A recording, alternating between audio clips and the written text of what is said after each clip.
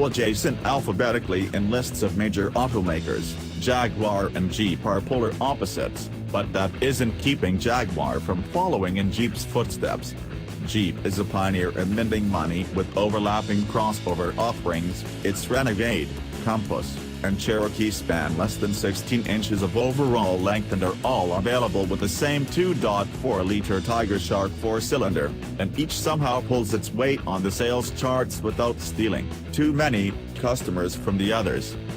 As it wades into the crossover arena, Jaguar is taking note.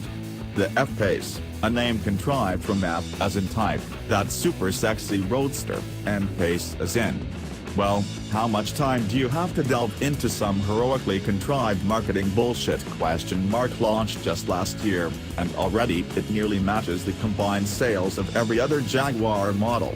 So, for its second SUV, Jaguar introduces the E-Pace, which is just over 13 inches shorter and also falls between the Range Rover Evoque and the Land Rover Discovery Sport, which means JLR is outcrowding even Jeep. The biggest distinction between the F and the E, though, is the letter's front drive roots. Like the Evoque on which it's based, the E-Pace's chassis consists of struts up front and a multilink rear suspension, with a turbocharged inline-four hitched ZF's 9-speed automatic transmission. European markets will get both front-drive and diesel options, but US buyers will choose only between two strengths of gasoline 4. This standard all-wheel drive or an optional version dubbed Active Driveline that offers front and all-wheel drive functions. Forced 4s. For this first encounter, we were limited to the uprated engine, producing 296 horsepower and 295 pounds-to-foot of torque. With output figures of 246 and 269, the entry-level engine promises to be capable of a fair pace as well. We're told the sole difference between the two engines is in how much turbo boost they swallow. But these being members of Jaguar's new Ingenium engine family, even the higher output 2.0-liter is far more civilized than the Ford EcoBoost derived unit that preceded it in the JLR portfolio. It's vastly more linear at partial throttle, and the 9-speed is calibrated here for quicker, smoother action than we've noted in recent encounters with this transmission in Land Rovers.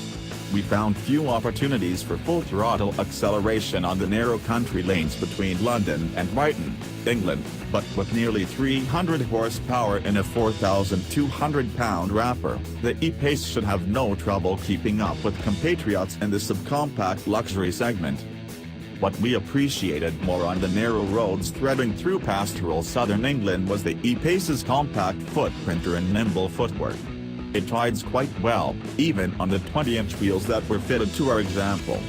The wide range of wheel options includes one set of 21s, which might make the E-Pace the smallest and lightest vehicle to offer wheels so big.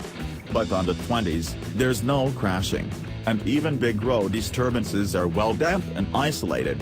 Extensive use of aluminum for suspension components keeps unsprung weight down, no doubt helping the ride stay calm.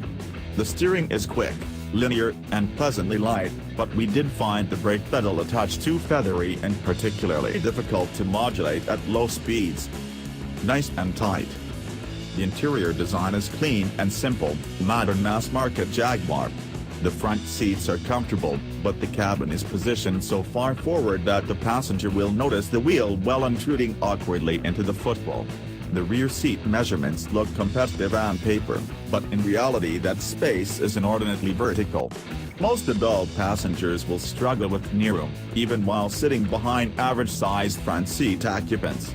24 cubic feet of cargo space, on the other hand, easily surpasses what most competitors can muster.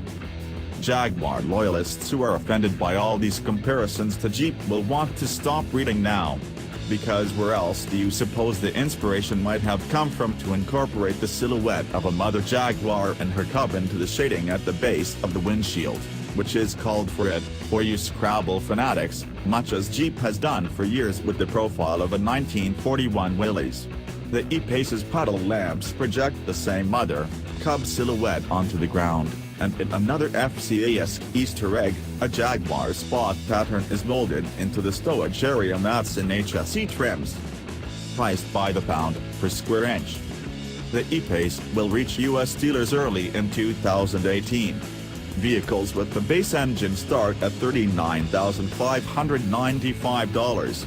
Those with the 296 horsepower 4 will be branded R-Dynamic and start at $48,245, and vehicles purchased in the first year can be configured as first editions, which pile a bunch of exclusive color and trim options into a fully loaded 246 horse model for $54,545.